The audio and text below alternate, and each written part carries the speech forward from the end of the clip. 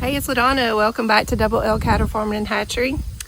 Today we're going to talk about how to test fences and how to find out where the problem is and how to fix it.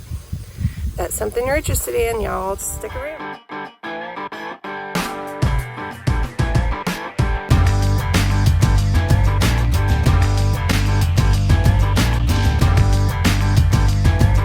We use a lot of electrical wire and tape for our cross fencing and just to protect areas that we don't want the cows in. Okay, so this is what we use to power our hay grid. We've got these 3 solar panels over here.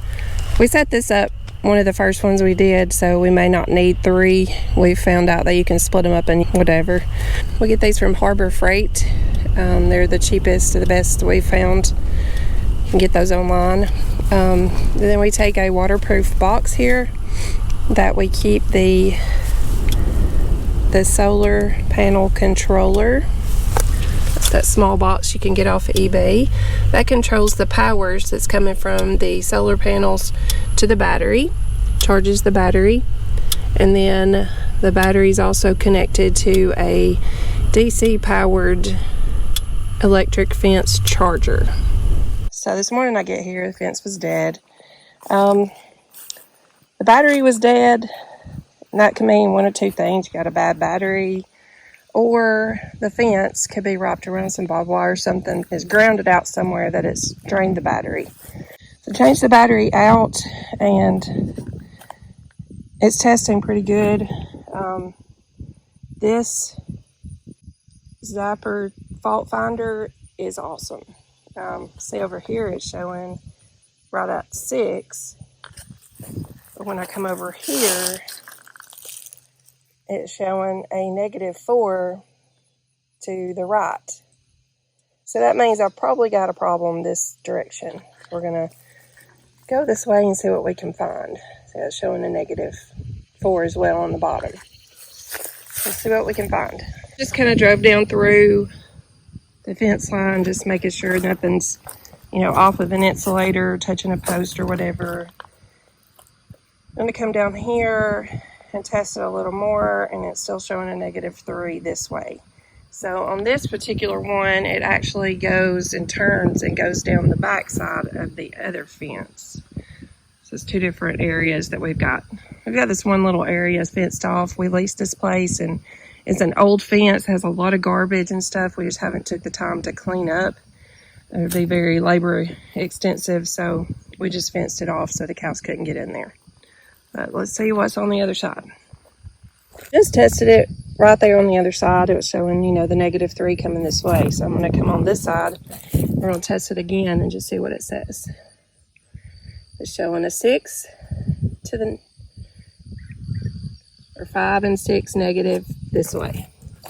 So we're just going to go down through here. More than likely, we have a lot of deer in this area, and you just never know what could have affected it, but I don't even have any cows on this area right now, so just go down through here and see what I can find. And I'll let you guys know.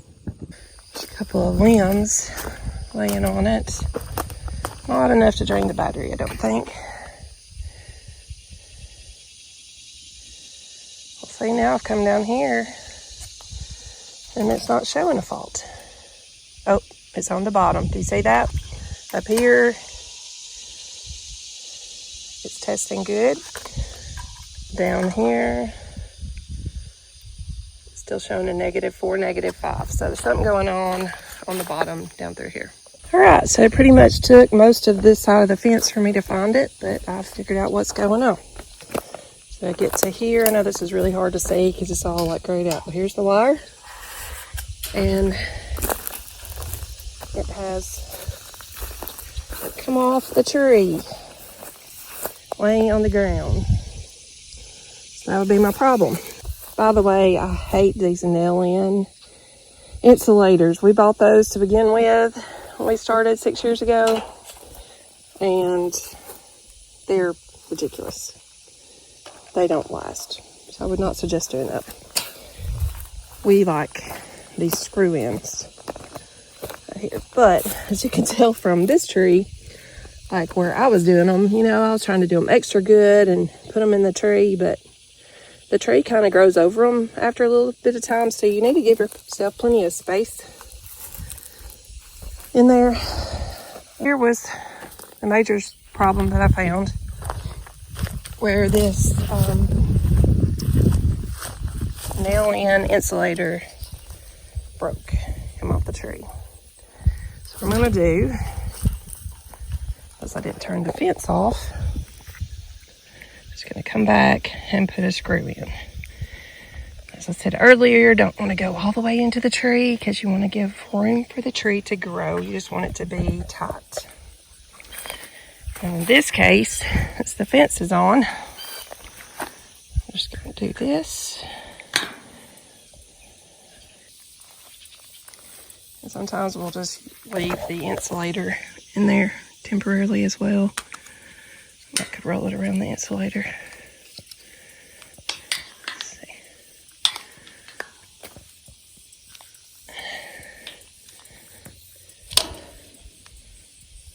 Yep, that helped a little bit. We done this fence about 6 years ago now. There was an existing fence, but as you can see, it was a huge mess. So we just came up and built another fence. And we've had some trees fall and deer come through and wreak havoc, and we've just kind of patched here and there, but we got to put this on our to-do list for the fall. Like here's a broke strand right here of barbed wire, so definitely needs to be on our to-do list. While I'm here, I'm gonna fix this bad boy. I just don't like the way it looks. Let's see, I'm gonna do this without getting shocked. There we go. Just break it on off. You can actually, if it gets too hard for you at this point, you can take a screwdriver and finish twisting it around. And see, like this one's going to be harder to do. There's plastic in my pocket because cows love to eat weird stuff. Alright, maybe I can do this with one hand. These clines, you got to be careful what you do this with, but these clines have a good enough protection on the handle. You can touch this electric wire, and it's not going to hurt you.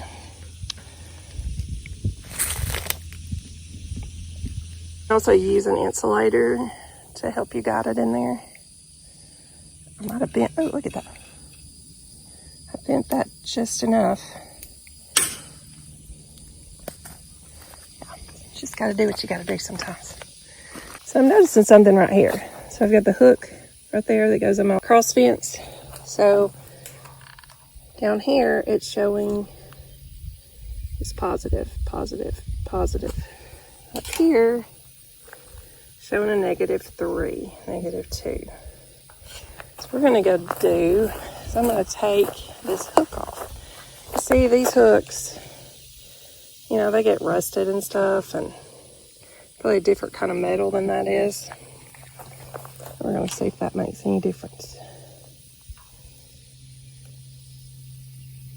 Look at that. That was what it was, causing a -3. As you can see, it's testing great. Definitely hot enough. All right. And we'll put the hook back on. Let's test it again, -3. It's still plenty hot, and along with this fence, is really hot. So I guess the more you separate it as well and use different strands on the same charger is also going to weaken it just a little, but still plenty hot for these cows. If you look at the arrow, you see a coated wire that we use as a dummy wire. When we need to work on the fence and we don't want to get shocked, we can just hook the handle to the dummy wire and be able to work on the fence and it not be hot, but it still looks like it's up and hot. Also, under this cross fence, the vegetation has gotten kind of high, so in spots there's a lot of grass touching it, which will also cause a small negative fault on your tester. While these testers are not cheap, we've had this one for, I would say, at least 4 years, and it's still working great. We may have replaced a battery in it, but other than that, that's it. And it's so precious to us. We got this waterproof box to protect it. Keep a few insulators in there, and there's another cheaper tester in there as well. So this is what I keep mine in. Bright orange helps me to keep up with it. And it's child-proof, I can't lock it. Anyway, just thought I'd share that with you. Keep it right here in between my seats so I can always find it. This is at our other farm. We actually had lightning to strike our barbed wire fence and or the charger. I'm not sure where it actually hit. I'm just glad it didn't hit the cows, but it snapped the barbed wire in two and also the electric fence wire. And once we got all this repaired, it's still showing a fault, so we're going to show you how we tracked it down. So we've been chasing this -9 for this whole cross fence.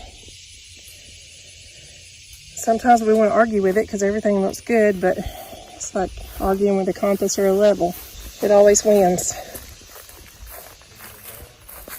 Wrapped around the barbed wire right here.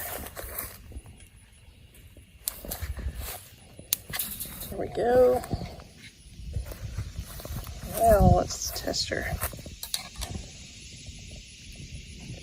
7.6, 8.5. No negatives. 9.2. Still pretty loose, so we wrapped it right here to give us some extra support. Much better. If you are watching today, please subscribe. How fresh is this steak? Will be any fresher, will we still be gracing?